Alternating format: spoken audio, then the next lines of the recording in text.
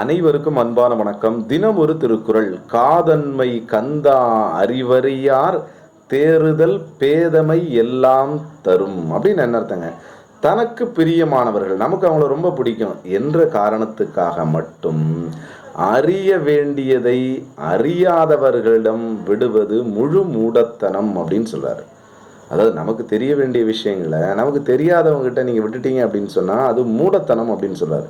என்ன ரீசனுக்கா? அவங்க நமக்கு பிடிச்சவங்க, அதனால் எதை பற்றி யோசிக்காமல் அவங்கக்கிட்ட ஒரு விஷயத்தை விடுவது முழு மூடத்தனம் அப்படின்னு யார் சொல்கிறாங்க? நம்முடைய வள்ளுவர் சொல்கிறார்.